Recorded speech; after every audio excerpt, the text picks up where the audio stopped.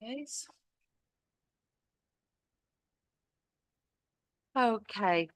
Boridar, everyone. My name is he not?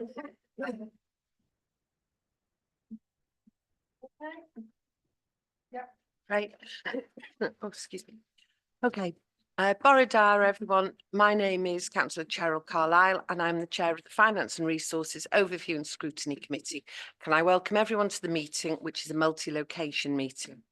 The meeting will be live streamed and recorded and will be available for viewing after the meeting. Should the live streaming fail, the meeting will continue and a recording will be available through the Council's website following the conclusion of the meeting. Can I remind members that translation facilities are available, and for those attending remotely to choose your language of choice. For those wishing to speak in a chamber, please raise your hand. For those attending remotely, please use the raised hand function. We will alternate between speakers in the chamber and remote attendees. For those attending remotely, please note that those in the chamber will be unable to use the chat facility, so please let member services know. Committee members who are attending remotely are required to leave their camera on throughout the debate and when voting in order to maintain the integrity of the decision-making process. If you do need to leave the meeting temporarily, pop a message in the chat function so that Democratic Services Officer is aware, and then let us know when you return. Can I stress that I expect everyone present and participating in the meeting to conduct themselves appropriately and be respectful to each other. That applies to members, officers, and anyone in the public gallery. When I open up the debate to members, I will ask committee members to speak and put their questions first, followed by non-committee members. Whilst I do not wish to stifle debate, can I remind members that any questions should be focused on the subject matter and to avoid repetition. If I feel the length of individual speeches are negatively impacting on the overall time for discussion and becoming unmanageable, I will defer to the committee's rules of procedure, which limits the length of speeches to 5 minutes. Can I remind members that there are exempt items on the agenda today and that you should be the only person able to hear any confidential and exempt items being discussed. Oh, I should record that, shouldn't I? I should play it on a loop every time. So moving on to the, before I move on to the agenda, I'd like to welcome Councillor Abdul to this committee. Due to political change, he's now joined us, and remiss of me not to welcome you yesterday, Councillor Abdul. Good morning. I will start with apologies for absence, please. No apologies for absence. I have one from Councillor Tristan, has just sent me some apologies through. So that's that. Nobody else? No. Okay, declarations of interest, please, members. Councillor Sean. On number 8I, I just want to declare an interest that it's in my ward, so I'm the ward member for that. I won't be leaving the room. Thank you. Thank you very much, Councillor Sean. No one else? Can't see anyone. No. Okay, item 3, urgent matters. There are none. Yes. Nigel. Oh, hang on. Councillor Nigel, have you just popped your hand up? I have. Just for clarification, really. Obviously, item 6, the Amorva Leisure Centre lease extension sits under my portfolio. This is run by a charity that I have supported through grant applications to the local town council. So I won't be being involved in the debate in that item. Thank you, Councillor Nigel. So you, right, okay, well, we'll discuss that when we come to that. Okay, thank you. Yes, because I understood you were the portfolio holder for this. Okay, thank you. So you'll be leaving the meeting, okay. Yeah, no urgent matters and no questions to cabinet members. So we'll now move on to item 5A, corporate redundancy and restructuring policy revision, pages 4 to 31. Councillor Chris Cater is going to introduce it, and then Diana Burns, HR manager, will present the report. Welcome, everyone. Yes, this we have a existing 2013 policy which is due for revision, Chair, and updating for clarity and consistency. So Diana Burns, our HR manager, is here to my left and is going to take us through to it. But I just want to say, that managing service restructures and or redundancies has to be legally compliant and in line with ACAS guidance. And it's important that the consultation with the trade unions should be executed in good time and with a view to reaching agreement. So I'm happy that's been done. And I'm also happy that given the long meeting we had yesterday, Chair, on our budget situation, that encouragingly, given our financial pressures, there are no new resource implications arising from this piece of work. So I'm going to hand over to Diana now. Thank you. One bit of good news for the morning, Councillor Chris. Thank you, Diana. Thank you, Councillor Chris. Before I go into the summary of changes, I just wanted to confirm that we have consulted thoroughly with our trade union colleagues. And as part of the proposed revision, we did make some amendments to our original proposed revisions based on that consultation process, so that the revisions we've brought through now to this meeting today, that's based on an agreement from our trade union colleagues that they were happy with these proposed revisions before we brought them here today, and also with our senior management team as well. Okay, thank you.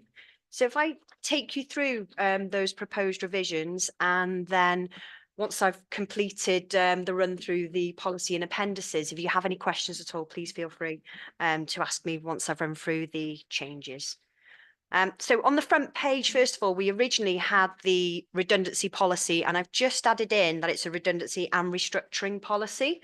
And we've added in an appendix really, which provides some protocol around restructuring. So that's why I've changed the title on that, so that it incorporates information around restructuring as well as redundancy.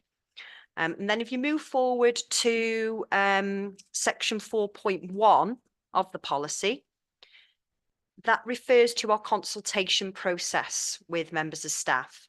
And in this area as well, have provided much more detail really, just so that there's more support for, it's clearer around the support that needs to be provided for member of staff, and it's clear around the support that should take place as part of that consultation process. So we ensure that it's meaningful consultation. It's really important that it's meaningful consultation, and it's not seen as a tick box exercise or anything like that. It is something at time where we will listen to staff, where we will listen to trade union colleagues and take on board comments before making any final decisions about proposed changes.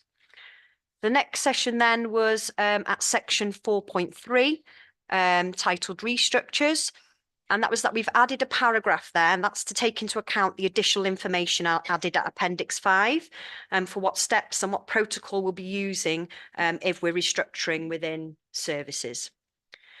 Section 4.4 of the policy around voluntary redundancies, we've added a sentence in there around the legislation changes to local government pension scheme, that the early retirement age will be changing to 57. So it's been referred to within the policy so that people are clear that there's going to be a change from the age of 55 to 57 from when you can access your local government pension scheme. And we've also included some further clarity that if individuals were to aim to apply for voluntary redundancy, we've added some clarity around perhaps the reasons as to why we wouldn't always be able to agree in some scenarios. So it's just clear to staff that there isn't always, it's managing expectations really if people were to put in a request for voluntary redundancy, and we wouldn't be able to manage that. And the reasons are in there as to why. Section 4.5 was updated, and that was related to Care First and the change that we've had. We used to have our employee assistance programme provided by Care First, and from October just past, we've changed to VIVUP. And so rather than changing it to VIVUP, we've now referred to it as employee assistance programme and added a link there. So that is an easy link for staff and managers to access the information. And then it saves us having to update that area going forward. Section 4.7, the redeployment principles. We're proposing to offer redeployment. As things stand at the moment, we offer redeployment at the same grade or one grade below. And of course, if staff were interested in something at a grade lower, again, we would support that. But we don't tend to grow for the grades higher, as that's a promotion. in this policy, what we have done is we have added that there could be one grade above through the redeployment process as well, because we have had some scenarios in the past where it's just felt that it would be right really that that individual would have that opportunity through the redeployment process rather than facing redundancy. Section 4.72, the redeployment service itself, we've removed what we used to refer to as the matching process, and that being down to one side of it is capacity, because if there are a number of people on our redeployment register, it's the capacity of the team being able to match people to vacant roles across the service. So what we've proposed is we take out that matching process, but that all staff who are on the redeployment register, they receive copies of all our vacancies and they receive that on a weekly basis. In that way, then we're not making assumptions about which role would suit them. They have the full transparency of seeing what vacancies are there, and they can make a decision then about what may be suitable for them rather than us going through that matching process on their behalf. The other thing that helps with that is that we have in our policy that they would need to complete a matching form. But now what we've said is we found that many staff, they weren't completing it anyway. And what we've said is there's no requirement to do that. Instead, they would just complete the form for the specific role they're interested in. So hopefully it's stopping duplication for them. It's less work for them. And the form for the role is tailored for that role. So I think it gives them more strength really when they're going for that role. So those were the changes in the redeployment service area. Section 4.9, we've added a section that's linked explicitly to sickness absence, and that was to ensure that there's clarity really over how managers should manage the situation if there is a redundancy or restructuring process, and then we have members of staff within that team who perhaps go off sick as part of the process or are already on long-term sick. Section 4.10, trial period. In this section, we've added, as part of legislation, there's a statutory obligation that whenever there's a redeployment process, that all individuals have a 4-week trial period. What we've stated though in our policies, we wanted to put a max period on that, as we felt it would be unfair for an individual if there was an ongoing trial period, because there have been some scenarios where perhaps there is some element of training and it's going to take longer than 4 weeks, perhaps 8 weeks. So in those scenarios, we would extend the trial period to give that member of staff the opportunity to have the relevant training. But what we don't want is it to be ongoing for that member of staff. There needs to be a point where that trial period comes to an end. So we've suggested a maximum period that it should not go beyond 12 weeks. Section 4.13, the appeal process. We propose a more flexible process here because in our current policy, we refer to the appeal panel needing to be 2 directors. And so we've amended that to say that it could be the 2 heads of services or 1 director and a head of service, so that it just gives us more flexibility. We all know what people's commitments and diary commitments are like. And so out of fairness for individuals and following our policy and timescales, this will help us be able to manage that and have more flexibility. Section 4.14 of the policy, discretionary redundancy payments. There's an element within our current policy in which we refer to our redundancy pay entitlements. Now, as part of that, there's an element that refers to discretionary, which means that we could potentially pay out a higher amount than the statutory amount in the table at the back. We've requested really that we remove this area of the policy.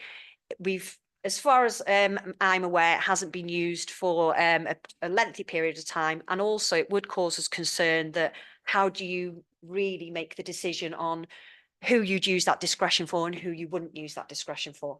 And our fear then would be that perhaps, in research, it would say that perhaps that men would be more likely potentially to ask than women. And other research suggests that perhaps people in more senior roles, because they're perhaps more aware of the policies, they may be more likely to ask for that discretionary element than people in, our GO1, GO2 graded roles. So out of equity really and wanting to be fair and transparent across the board and treat people consistently, we propose that we remove that discretionary element from the policy. Then I move on to Appendix 1. which within Appendix 1, it's it's an example scoring matrix. So it would be adapted as part of a process. It just gives managers an example document, really.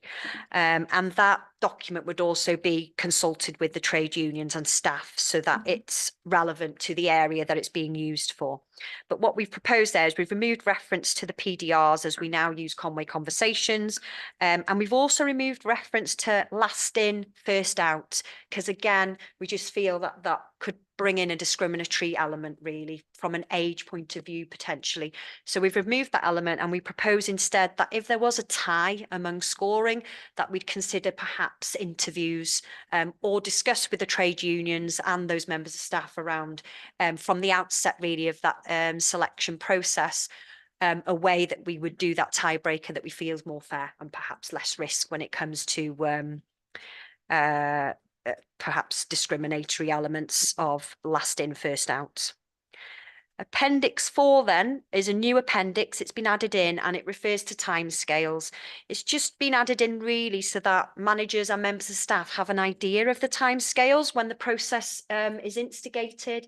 They'll be able to use that appendix and it will give them some idea of how long is this process likely to go on for really, and each step of the process, how it would look.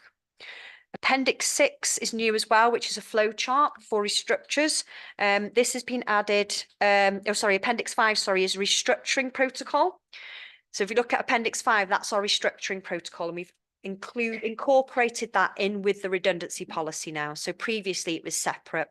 It's a protocol that we've used when we've come to large restructures across the organisation, but we just wanted it in a more user-friendly, easy accessible format and attached in with the redundancy policy. So the protocol's been included in there as part of the appendix. And then Appendix 6, there's a flow chart for restructuring, and that's been added in there for ease of reference as well for managers and staff if they want to go in and be able to go through the flow chart, which again, just gives them ease of reference really. And Appendix 7 then is our officer scheme of delegation. Again, it was a document that was already in existence, but we've added it so that managers are clear of when restructuring or redundancy proposals need to come to Cabinet for approval, or if the delegation scheme is more relevant. And that is the key revisions really to the policy to hopefully bring it up to date in comparison to the one that we've had implemented since 2013. Happy to take any questions. Anything you'd like me to give more clarity over? Thank you very much. Really comprehensive run through. Okay, members. Oh, Councillor Stephen, thank you. Thank you, Chair. Just on the trial periods, I assume that it's a two-way trial period. So I notice you haven't stipulated that the employee is able to take redundancy in that 4-week trial. But I'm just mindful of the fact that if you're extending that trial period to 3 months, are you suggesting that the employee also has that ability to take redundancy in that 3-month period, or is it just the statutory 4 weeks? If the trial period doesn't work out, even if we've extended it, it'll be extended on mutual agreement with the manager and member of staff. But if, say, they'd gone 8 weeks into the trial period and it's not working out, we'd still see it as a redundancy situation, yes. Because they wouldn't be taking up a suitable alternative role and the post that their substantive role really has been deleted. Okay, so that's from your perspective, but from the perspective of the employee, and he gets to 8 weeks and he says it's not for him, or she says it's not for them, would they be able to take redundancy? If it's the member of staff saying it's not for them, we'd still say so really, because if it is a mutual agreement between the manager and member of staff, and if they're feeling that it's not working out, then their substantive role has been deleted. Okay, is that written down in the policy? It's not explicit. We could make it more explicit in there if that would make be better, wouldn't it? Yeah, we can make that more explicit so that the redundancy opportunity is still there. Discrimination then, isn't it? Yeah. It's not written down. Yeah, Okay. that's fine. Is that a recommendation, Stephen? Word that accordingly. Anyone else? Oh, Sorry, I've got another no, question. no, that's Yeah, fine. I've sat in on many redundancy consultations, and one of the most confusing aspects of redundancy is last day of work and last day of employment. Is that made clear in any redundancy letters sent to the employee? Because some unscrupulous employees. Sorry to interrupt, Chair. We can't hear Stephen on these Zoom. Oh, Not near his Same here. mic. I can't hear anything. talking to your mic, Stephen. Thank Yeah. you. Did you hear everything, Andrew? You just got the gist about redundancies, yeah, but just go through it So again. I'll go through it again for your benefit, Andrew. I've sat in on a number of redundancy consultations, and one of the most confusing aspects of it is the last day of work and the last day of employment. A number of unscrupulous employees have used that to their benefit, and it's ended up with the employee not knowing when they're going to be, when their last day at work and last day of employment is. So the employer uses that to their advantage. Is that made clear in the redundancy letters that you send out to potential people that have been made redundant on what is their last day of work and their last day of employment? Yes, it is. So within our notice letter, our notice of redundancy letter, we would put the final day of employment on there. And if there's been agreement with that individual, so on a, it's a really stressful and, awful experience for individuals to go through, isn't it? That a lot of the time it would be difficult for those individuals to continue working for us during their notice period. So on those occasions, sometimes it'd be that their notice would be paid in lieu. That's safer for the organisation as well, because perhaps if somebody's very unhappy with the fact of the decision that's been made, is it safe perhaps for them to be continuing in their role too and undertaking the role? So out of mutual agreement with the manager and with HR, we would have a date where it would be their final day in the office, if you like, or in work or out and about, out on the front line, wherever the role may be. And then there would be a final date of employment, and that's made clear in their notice of redundancy letter. Okay. I can show you an example letter if you wanted to see one. The other sometimes confusing aspect is that that in lieu. Obviously, it's going to be different for each individual because of their length of service. Again, is that made clear in the redundancy letter? It is, yeah. In the letter, we refer to the number of weeks notice the person's entitled to. So if it's 4 weeks, it's referred to in the letter. If it's 8 weeks, referred into the letter, and it's up to a maximum of 12 weeks. Thank you. Okay. Content, Councillor Stephen? No, Councillor Paul? Can I just clarify on the criteria of whether it's... Can you speak into your microphone, Councillor Paul? Sorry, Thank sorry. you. On the criteria, when a decision's made, if you like, internally, professionally for redundancies in restructures or whatever, when do we cross the threshold that it comes to democratic process? If we're talking about the delegated scheme of authority, which is the last appendix to the policy, if there are 10 or more members of staff that are going to be affected, then it comes over to Cabinet then to make a decision. Thank you. Oh, Councillor Anne online. Yeah, just a quick question, Diana, and a really good presentation, so thanks for that. Exit interviews within particularly redundancy situations are really important so that we ensure that the process on paper matches up with the reality for somebody who's in a very difficult sort of situation. So how does the exit interview process fit here, and is there any sort of change to the hierarchy, because there could be difficult relationships within a service, within a team, so potentially normally the sort of grandfather person who does exit interviews may not be appropriate. So I just wondered how it fits in, and also how explicit we are within the documentation that we send to individuals so that they know how they can sort of share their feelings about what went well and what didn't go so well, so that we can take the learning. Thanks, Diana. Thank you. Yes, we would still offer the opportunity of an exit interview for individuals. But like you say, Councillor Ann, we usually say it would be the next level of line management, but we do refer to as well that it could be somebody from HR, or it could be the next level of line management. So the opportunity is there, and we would still offer it, because like you say, there's valuable information that we could gain from individuals, and also their feedback perhaps about how the process had been dealt with and learning lessons from that as well. So there's absolutely information we'd want to capture as part of that, really, and perhaps if needed, adapt the way we do things to make sure that people feel as comfortable as possible with our processes. So the opportunity is there for them to go to somebody else, and it is referred to within the exit interview policy. But if again, we could potentially be more explicit about it in the redundancy policy, or have a link through to the exit interview policy, so that there's some reminder there, Councillor Ann, or reference.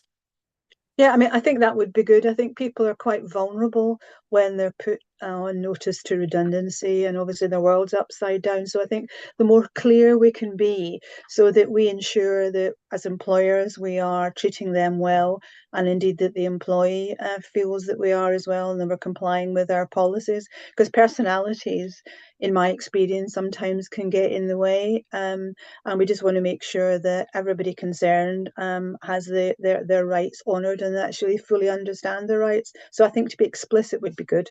Thanks. Thank you. So, thank you, Councillor Ann.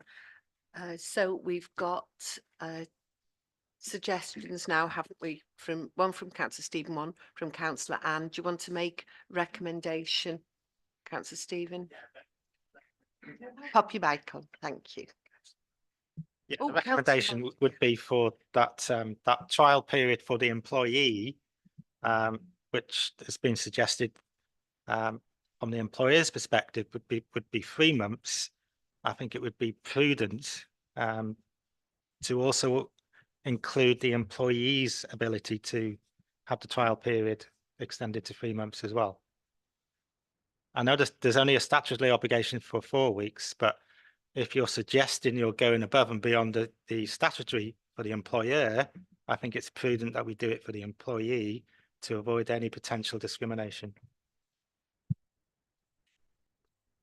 So we've captured that one. We've got councillors Mandy and Harry online, then we'll come to Councillor Ann for her observations as well to capture. Councillor Harry. I think was Mandy first. It's all right, Harry, you can go first. Oh, okay, fine. I think I had a similar audio issue to Andrew earlier, so I'm not sure if Stephen's proposal was seconded, but if it hasn't been, more than happy to second it. I think it seems eminently fair and sensible. Thank you, Councillor Harry. So you've seconded that. Councillor Mandy. Thank you. I just want to come in on the point of the enhanced redundancy payments. I'm just, aware if this is something the council have done for a number of years. They might have an implied contractual right, for the employees to actually have that enhanced payment because it's been done, in the past. Obviously, an employee might, have a right to that enhanced redundancy payment, as I said, due to it being implied, in the contract because it's been done, in the past. So I'm not sure fully whether, this is, whether it's fair, if past employees have, received it, and also whether employees, would think it was, reasonable as well. Thank you. Thank you, Councillor Mandy. Diana. Yeah, just to respond, I've worked with Conway now since 2015, and through any redundancy I've dealt with since that day, I've never dealt with one that's had an enhanced redundancy on there.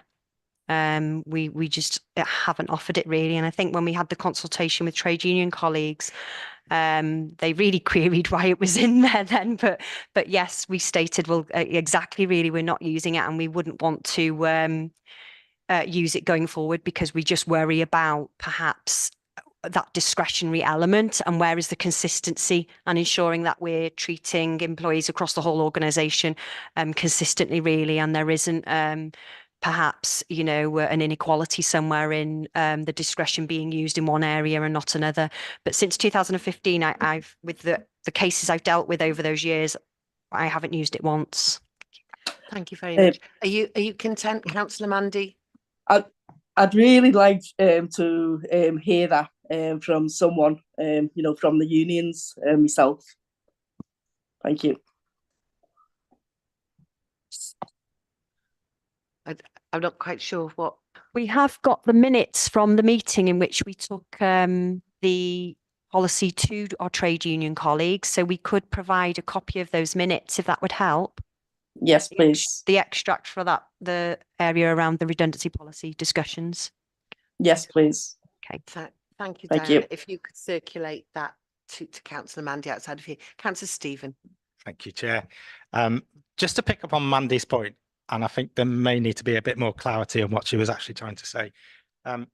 Obviously, there's statutory obligations when it comes to redundancy payments, but I think Mandy may have been referring to any potential contractual obligations in relation to redundancy payments. And I think there just needs to be that clarity between the two. Going forward, that this discretionary extra payment is no longer going to be offered, but potentially if there's any contractual obligations, then obviously that will have to be honoured. Is that what you're trying to get rid of here? The contractual obligation or the statutory obligations? Yeah, there is no contractual obligation for the discretionary element, as it is discretionary. So it would be down to the manager, wouldn't it? With, you know, they'd make the decision about whether it's appropriate to make an additional payment or not. And for us, that creates a bit of concern, really, and could create inconsistency and inequality. Absolutely. Yeah. Okay. Thank you, Diana. You happy then, Councillor Mandy? Yeah, that's fine. Still like the minutes. Okay. Thank you. Okay, thank you. Councillor Anne, would you just like to repeat your recommendation to go with Councillor Stevens for us to recommend on from today? Yeah, okay. Thank Yeah, you. okay. Something like exit interview process be referenced within the policy and every effort made to ensure that redundancy exit interviews take place.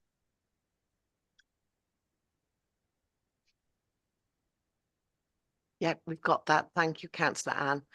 So are we happy for both those recommendations to be added to this policy to go forward, everyone? Yes, if we'd all like to show. 1, 2, 3, 4, 5, 6, 7. 7 in the room, and 1, 2, 3, 4, 5, 6, 7, and 7 online. Anyone against? Any abstentions? No, that's passed. Thank you very much. Oh, Mandy's abstained. Right, I can't. Her camera keeps going up and down, so I couldn't see. Okay, so 1 abstention. Okay, that's passed. Thank you very much, members. Thank you for that.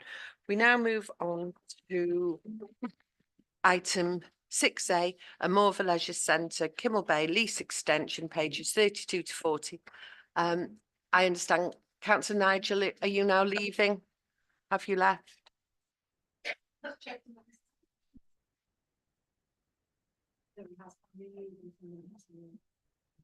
Councillor Nigel, can you answer?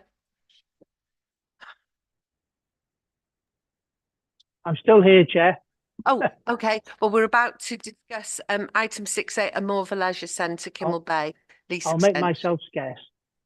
You leave. Okay, thank you very much. Thank you. Councillor Gareth. Yeah, I was just going to ask, as a local member, you know, would we not be really interested to hear what his local view is on this? And the cabinet, you know, is the portfolio holder as well. So I think he'd have something to add. Yeah, that was to the meeting.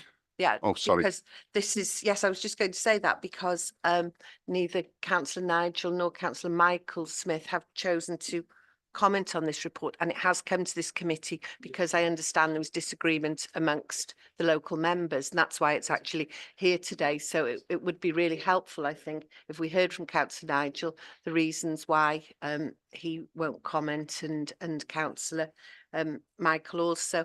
Councillor Kay has given her apologies. She's unavoidably, she has another appointment and can't make it, as she is the third local member for Kimmel Bay.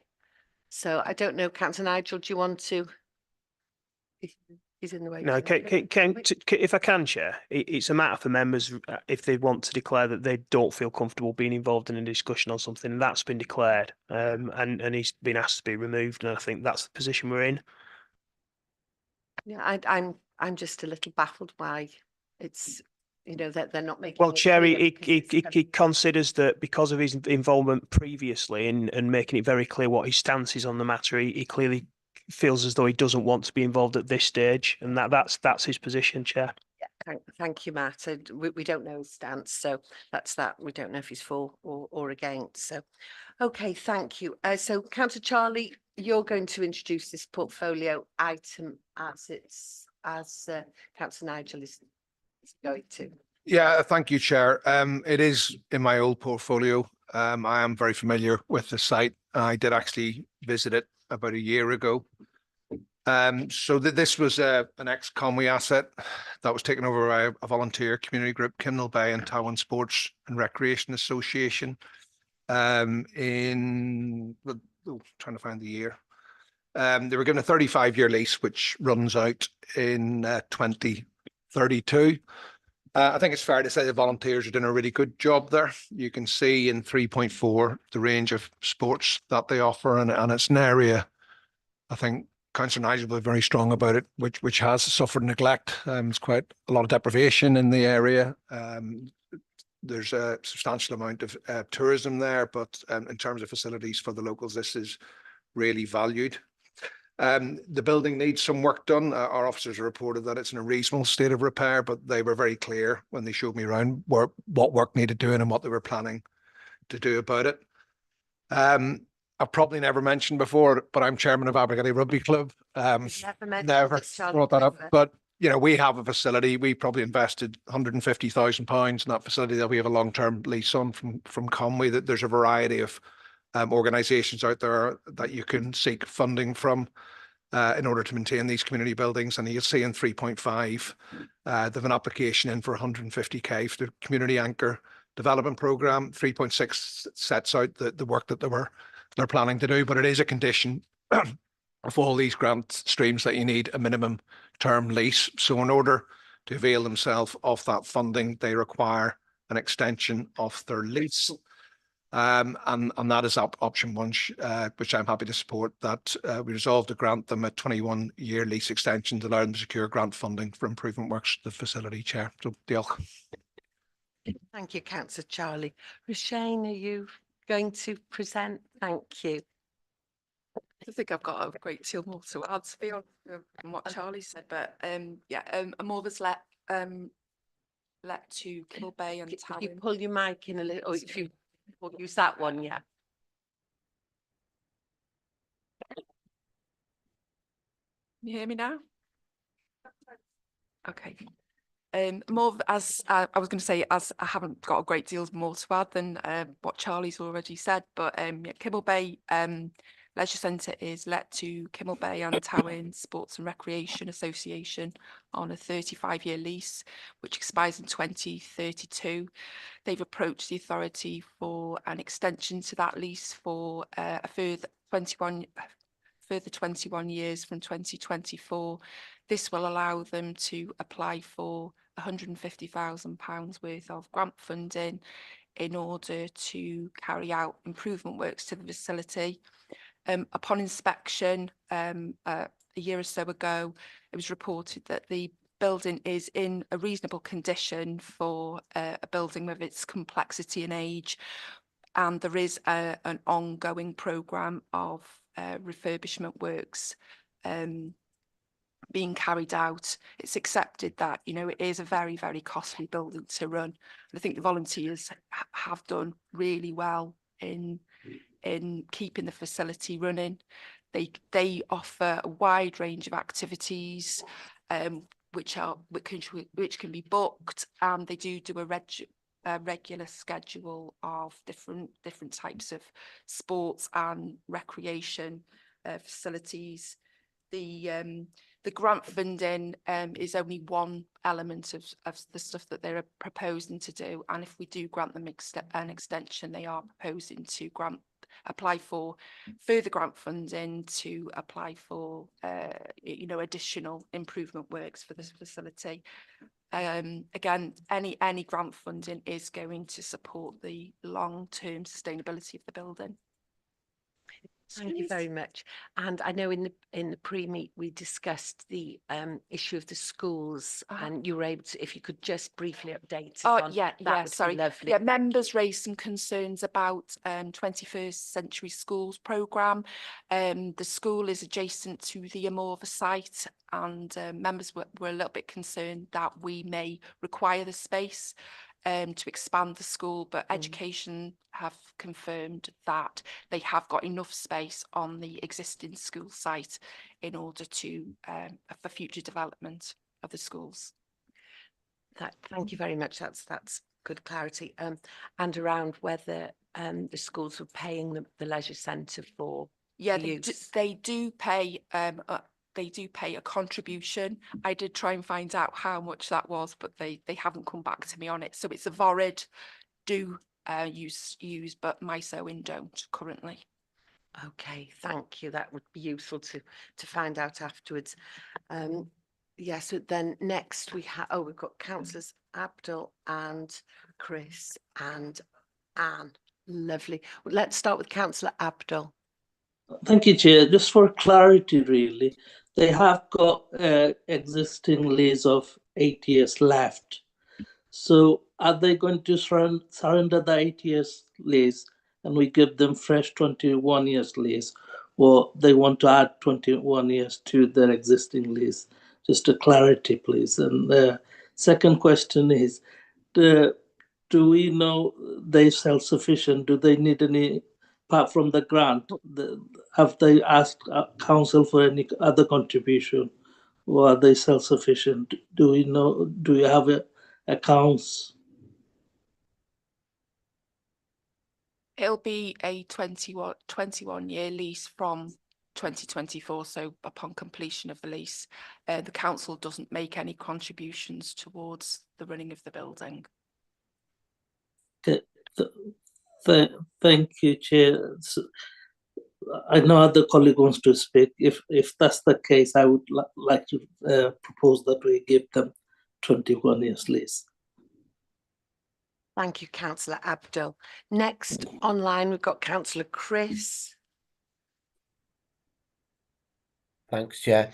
Yeah, I'm happy to second Councillor Abdul's proposal. I visited the leisure centre myself several times when I had held a cabinet portfolio and met with some of the management team at that time, and they seem to have some really good ideas then. Whether it's the membership is the same, I don't know, but certainly they had some good plans and some good ideas as to how they would take the project forward. And it seems expedient to do that because obviously the delivery of those ideas is dependent on having that extended lease in order to pull in the funding that they're looking at. So very much supportive, Chair. Thanks. Thank you, Councillor Chris. Next, Councillor Anne. Thank you. Thanks, Chair. I mean, I think my question's already been answered, and if it hadn't been proposed, I would also be supporting it. I mean, for me, the report just evidences a real established track record of good governance by the existing sort of team. It's a very inclusive offer when you look at sort of diversity and sort of age profile. I think the officers recommend it without any reservations, and interesting to hear Charlie's visit and Chris's visit as well. So I think it's a win-win because it's not costing this authority anything. They're running completely self-sufficiently and obviously providing a great service, which I'm sure is valued by the local community. So yeah, I'm happy to support it. Thank you very much, Councillor Anne. We've got, excuse me, Councillors Gareth and Paul in the chamber. Start with Councillor Gareth. Thank you. Yeah, I've been beaten to it by Chris and Councillor Abdul, in that I was going to propose there's nothing not to like about it on the assumption that the local members are in favour of it. You know, there's nothing wrong with it. Thank you. Thank you, Councillor Gareth. Councillor Paul. Can I just double check about the risk to the council? Have we checked, or interrogated their audited accounts? We haven't. So we don't know what their present financial position is, or their recent past financial position is. We don't know that. It's Blethington. No, we've got no real reason to do so because they haven't breached the lease in terms of the rent. The rent is a peppercorn. In terms of the repairing obligations, they've met those. They've got 8 years unexpired on their lease as well. They're a charity as well, so they report therefore to the Charities Commission. We've had no notice from the Charity Commission in terms that they're in breach of their articles of association in any way. So I guess in the absence of the council either continuing with the lease, which we're obliged contractually for the next 8 years, or extending the lease, I guess the option is for the council to, if they were in breach, for the council to bring the property back into control, which in itself is a significant risk, in that all of a sudden we've got an old building that we need to insure, to manage, and then obviously we then have to carry the can. So I guess it's the lesser of two evils, to put it kind of bluntly. Thank you for that. Thank you, Councillor Paul. It's not often we sing from the same hymn sheet, but yes, I was going to ask that very thing, because I know in my when I visited there, it was in very poor condition. I think it was about 2018. Couldn't use the squash area, I think, and all sorts of some really really poor condition. Blething, do we normally see audited accounts for when we grant these long leases? Do we normally do that? For new tenants, yes, we in terms of obviously we do that kind of credit check, but in this instance, as I said, it's a renewal, or as I said, surrender. The tenant has, at the expiry of the lease, they've got statutory protection, so they can renew it unless there are kind of reasonable grounds for us to decline. So in this instance, on the renewals, no, I go back to it because they're paying £1 per annum. And again, there's no real reason for us to pursue any kind of action in terms of want to repair. So there are no kind of clues or hints for us to kind of pursue that. But going back to it in terms of new leases of new, tenants that we're unaware of or have no real history, yes, we do. Lovely, thank you, Blething. Councillor Abdul, did you want to come back Thank in? you. Yes, Chair. I have also, like yourself, thought about the risk, but there's lesser risk for us to give them a lease and they get the building sorted for 150k, which we won't get the grant funding for. So that was my reason for supporting that. Let them at least repair the building and all the facilities. Then if it comes back to us, it's easier to manage it now, as Blething said. Thank you, Councillor Abdul. Given these severe financial times, yes, absolutely. My only other concern was I was aware when I held a cabinet portfolio covering children and families was about, because this is a very deprived area, was about free access for children to the sporting fields. There were large groups of children being denied access to the football fields because the teams didn't have the wherewithal to pay, and that was extremely concerning, especially in this area. It should be sport for all. So I really hope we keep a close eye on that, and I hope the local members do that, because that was a big concern, and it only ceased with the pandemic when it was no longer needed. So that is a concern. So I hope that the local members will make sure that the children have access for free to these sporting fields. So that comment. Okay, I can't see any. Can we see anyone else online? No. Okay, so we have the recommendations. Are we happy, members? Would you all like to, we've had a proposal and a second, would you all like to show? 6, 7 in the room and 7 online. And anyone against? Any abstentions? No. Okay, that's carried. Thank you, members. Thank you very much for the reports. So now, oh yes, retrieve Councillor Nigel. Once you've done that, we will go to. Yes, okay, lovely, thank you. We'll now go to item 7, the exempt item. I need a proposer and a seconder to agree to go into committee. Councillor Frank and Councillor Stephen, would members like to show on that, please? Anyone against? No? Okay.